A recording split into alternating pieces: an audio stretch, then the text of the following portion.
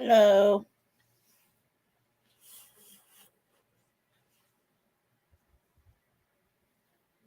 this is Lisa. Sorry about I'm having a bad hair day. Um, whew.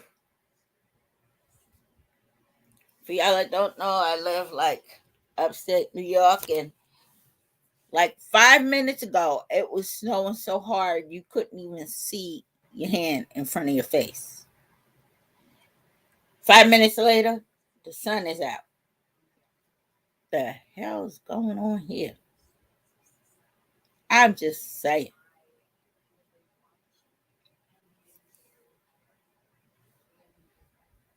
Hold on.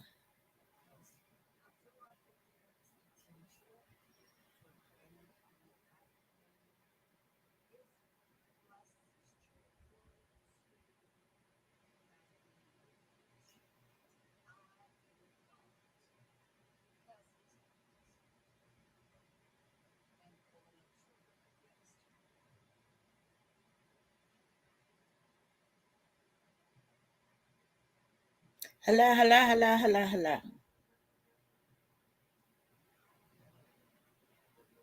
So I just I wanna, I wanna get started.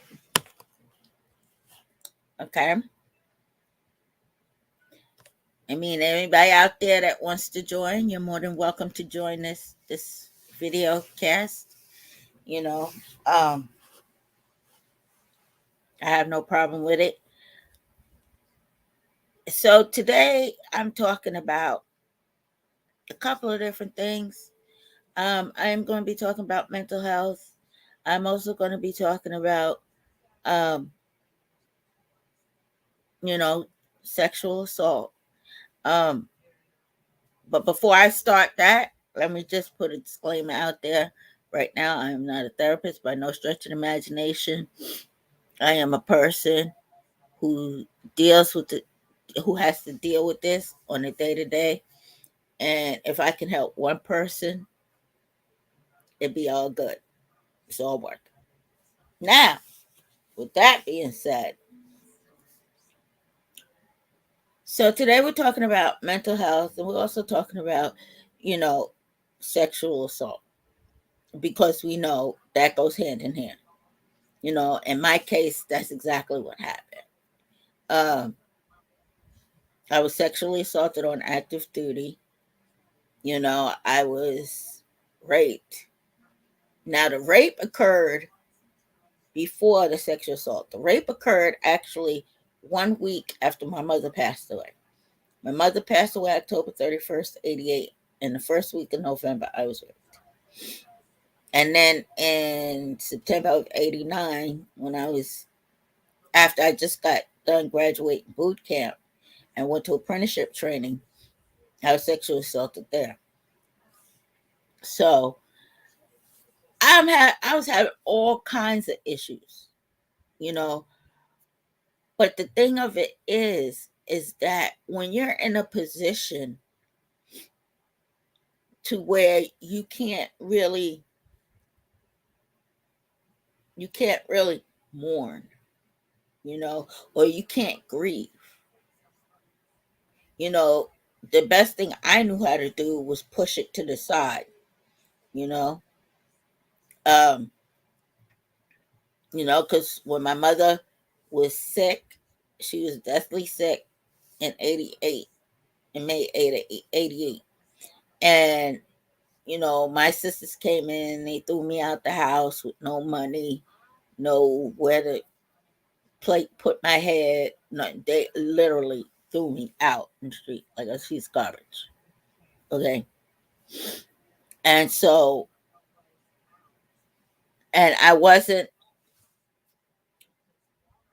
my mom, when she wasn't in the hospital, she stayed with my older sister. So I wasn't, even though my mother wanted to see me, I was never allowed to step foot in my older sister's house. So I literally had to wait until she went to the hospital to actually go see my mother.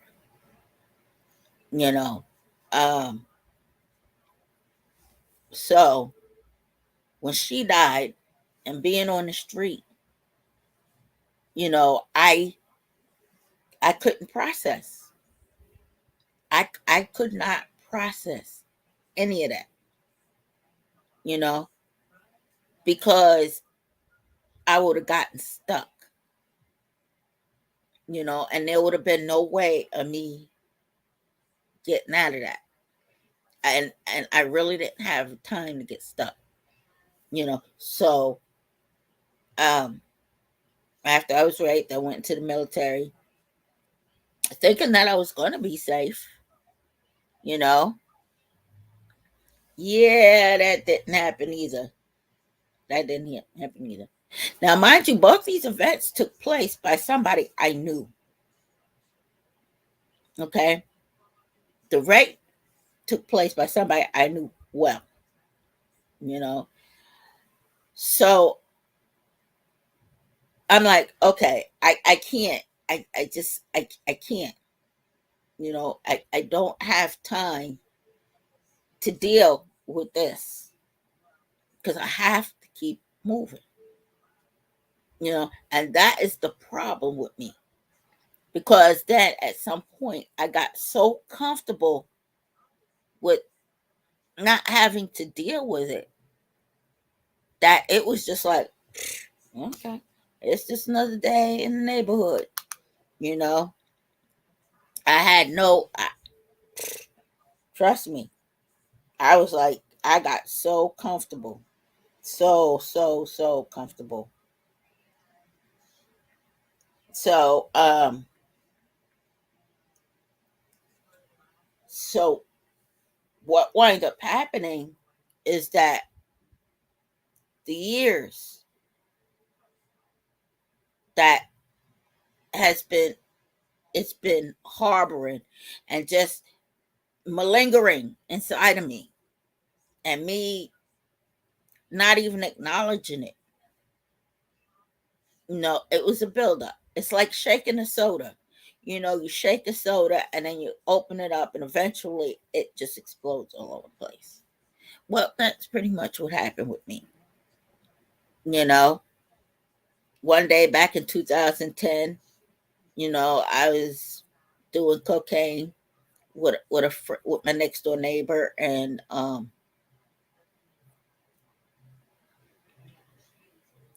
before I knew it, it was exploding. I had a mental breakdown. I could not stop crying to save my life. And to this day, I can't even begin to tell you what even set it off. You know, I don't even know what set it off. All I know is I got into the cry mode, and then it was a done deal. Thank God for my beautiful cousin, got me to the VA psych ward, and I started the process there. That's where my healing process did. And it was so scared. I was so scared though, because sometimes when you, for me, I knew I had to deal with it, but at the same token, I was afraid to deal with it because then that means I had to acknowledge that it actually happened. And I didn't know if I was in the right frame of mind to even to think that that actually happened, you know, but it did, you know, but I ain't even gonna lie though, because even after that, I was still dibbling and dabbling. It wasn't until the guy that I was with back in 2011, um, he got physical. He put his hands on me, and so the next day when I went in for my group, I pulled my therapist to the side and I told her what was going on, and she made it a way for me to go upstate, come up here, upstate New York, for rehab and also to keep me safe, you know. I had my little issue there for a minute. They wouldn't be there in love. I left for about almost a week, and then I came back and I stayed, and I did the work, you know.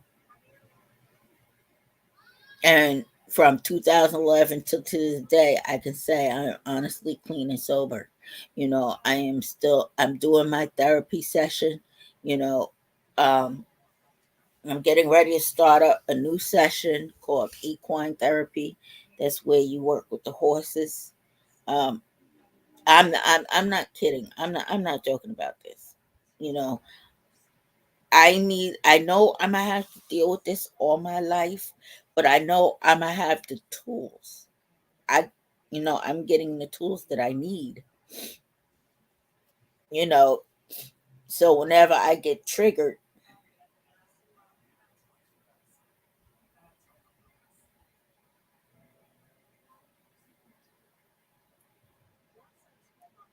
you know, sorry y'all. Anyway, so, it's sorry about that. A little distraction. You know, um, it's not that easy. I know for me, it was not that easy. And the thing is that it's not like I had family, you know. I have my extended family. Bless them. I love them to death. I got my extended family. But my immediate family, nothing. You know, and that's okay. You know what I'm saying? Because honestly, I'm living a much quieter, peaceful life without it, you know. Um until you've literally gone through something, you can never appreciate anything, you know? And okay, I'm kind of rattling here because that text message threw me off. But um I am glad that I, I I'm not dating, you know. I'm just taking this time off to deal with me. I'm taking this time off to to nourish me, to heal me, you know. I went from a victim to a survivor. So if anybody asks, I said, no, I'm not a victim. And I will never be a victim. I'm a survivor, because I can sit and talk about my situation, you know. But then when you do that, you have to understand you're actually taking your power back. I took my power back from this man or these men who's had it for so long. No more, no more, no mas. Give it back, you know, because it wasn't yours to take in the first damn place. How about that? You know, and then like the nightmares, because with PTSD you have the nightmares, and I do have nightmares, but my nightmares don't come out in the way that you think they would. You would think nightmares, oh, you're dreaming about the incident over and over and over again. But it's not that. Like my nightmares always come out in the form of lava, and I can feel the fear, I can feel the anxiety, and I can see me running. And I equate those nightmares with what happened, you know, because there was fear, there was anxiety, and I spent too much time running from it, you know. Now is the time. No, I am getting too old. In July, I will be 57 years old. Oh, God. 57 years old. And time is now. Time is now.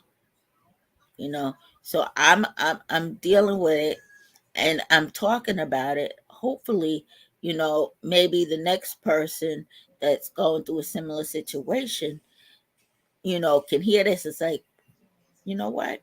If she can do it, I can do it. But it just takes you to stand up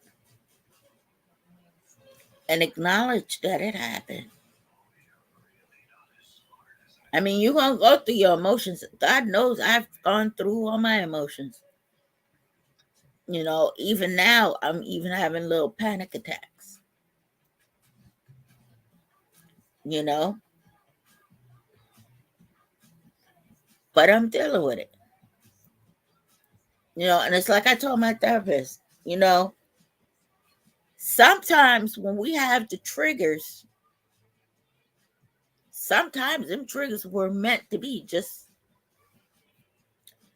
as triggers, you know, and I realized that when I was having a panic attack over something I was thinking about, and I did everything that I was supposed to do, and it still wasn't going away. So I had to actually sit in it until it passes. Because sometimes it's not meant for you to do anything. Sometimes it's just meant for you to feel it and let it pass. And I think what it is, like for me, because I can't speak for nobody else, I think for me, because I spent so long trying to run from it and hide from it and not dealing with it and pushing down the emotions associated with it, that I think that's a way of me being able to handle that emotion when this comes up. It's not meant for me to do anything. It's just meant for me to feel it. Because I spent so many years trying not to, that maybe this is just a time where I'm just supposed to feel it. There's nothing to be done, but just allow myself to go through, feel it, and move on. Because this too shall pass. But then it also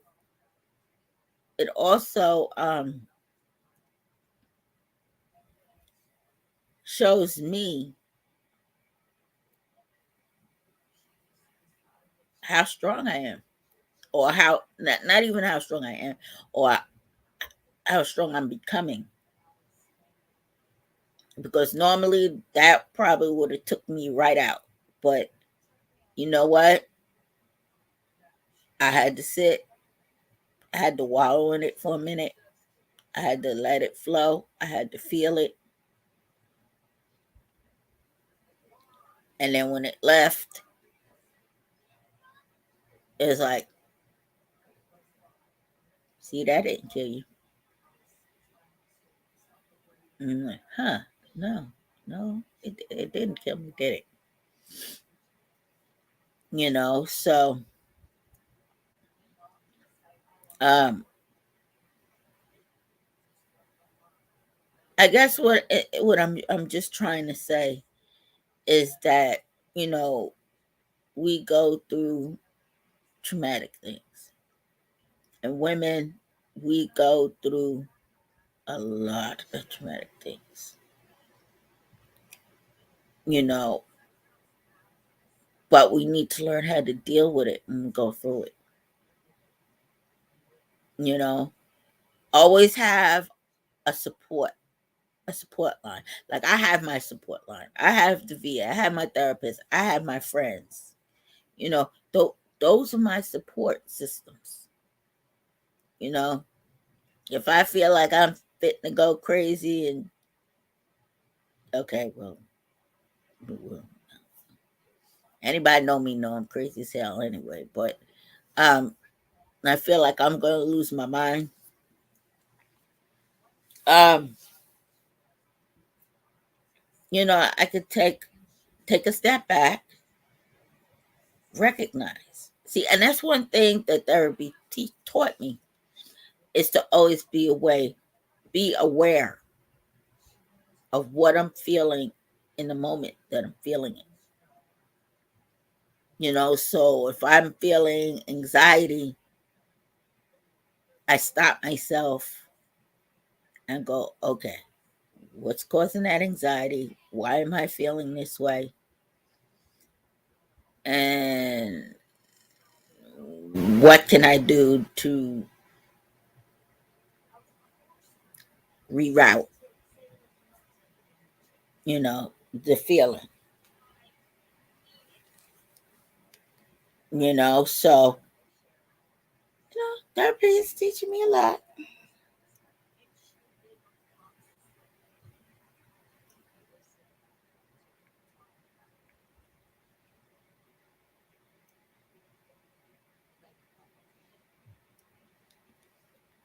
You know, sorry about that, y'all. Uh, just to make sure that I'm fine, you know. And what I'm learning to do now is doing a mental check in, a mental health check in with myself. You know, you don't have to do it all the time with everybody. You can do it with yourself. Take some time out during the day and just do a mental check. How I'm feeling, what I'm feeling, why am I feeling that,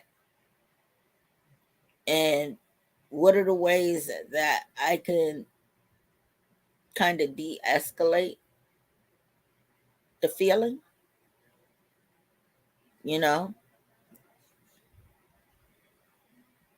But the first step to that always is always being aware.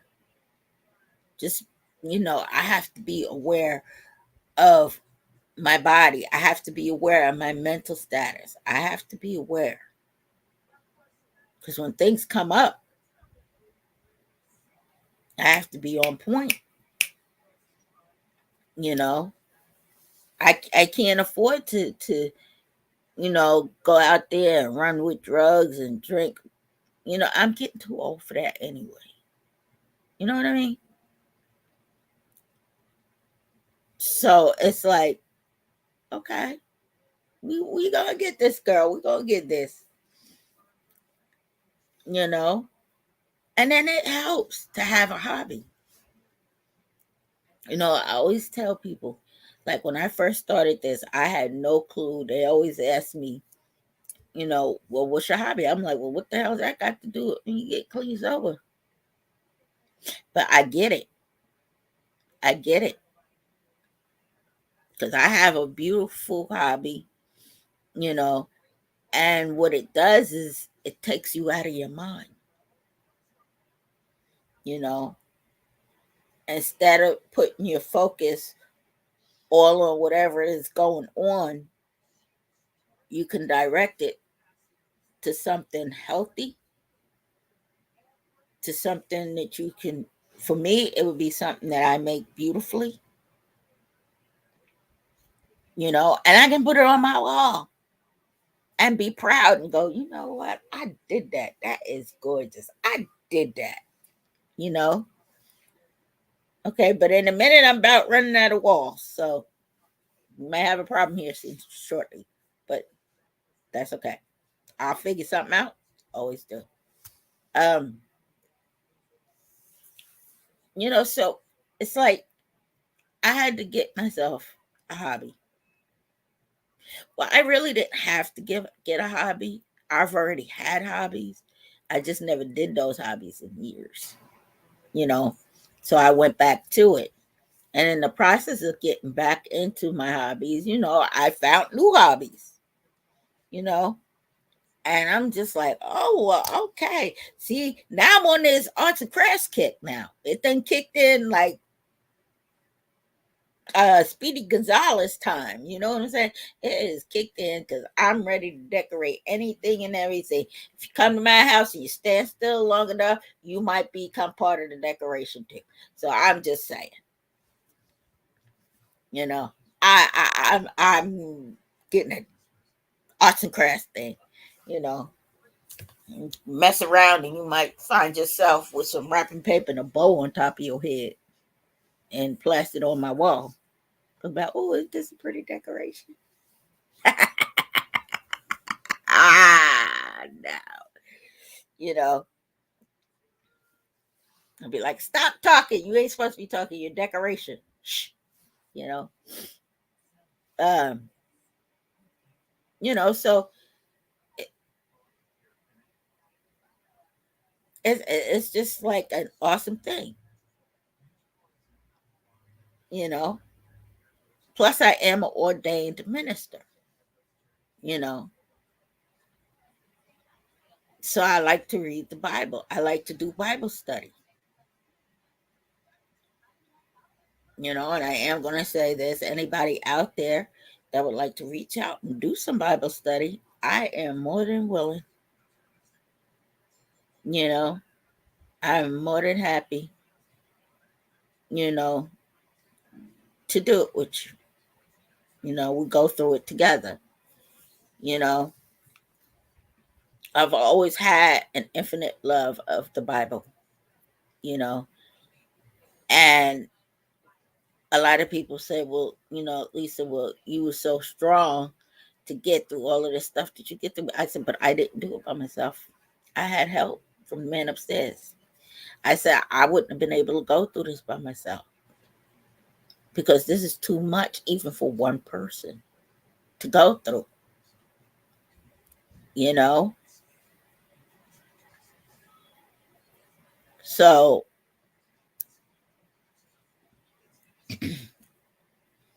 I'm like, okay, let's get her done. So I became an ordained minister. You know, I also am a credentialed alcohol and substance abuse counselor trainee, which in New York State is called the KSAC-T, by the New York State of Oasis, you know. And so, I just want to, give back, and help people still out there struggling, that they don't have to struggle. There is help out there. There are resources out there. You just gotta reach out, you know. And if you need someone to talk to, I got two good ears. I got two very good ears. And I am more than willing to listen to what you have to say. Because we all got problems, you know. Every single one of us got problems. Like right now, my problems is my health issues. You know, my cholesterol is like 280. You know, and they have me on a statin. The highest level of statin. But now I have to see an endocrinologist, and so now it looks like they got me on some new medication. And I'm gonna have to keep in contact. I have to go in every couple of months where, they draw blood and they have to check my cholesterol, you know. And then 3 weeks ago, about 2, 3 weeks ago, I was downstairs doing my arts and crafts. sitting down, and I noticed I got a little lightheaded. And so after that, I went to the bathroom and noticed that my stool was black. So I had contacted my primary care, and they told me to go to the ER. And that Tuesday morning, I went into the ER. That Wednesday morning, my primary called me,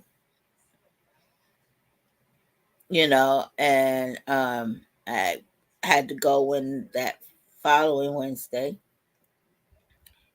And, usually, you have your stool is black. It's because you have some type of gastrointestinal bleeding. And sitting down with my doctor, and she said back in 2018, when I had a CAT scan on my stomach, something totally unrelated,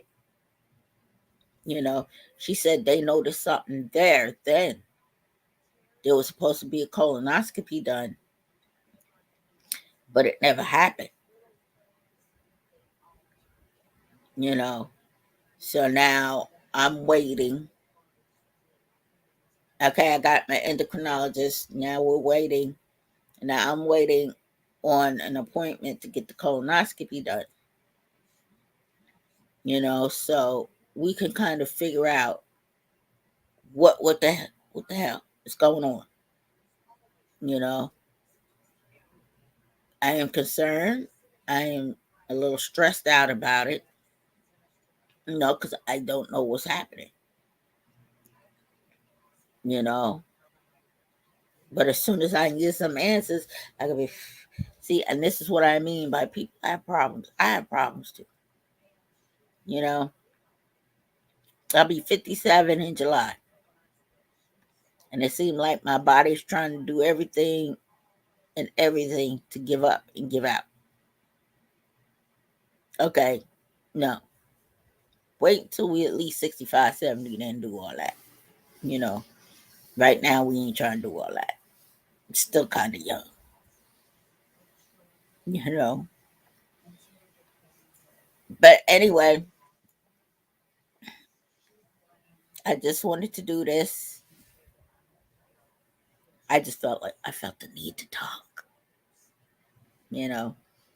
And I hope that this reached somebody somewhere,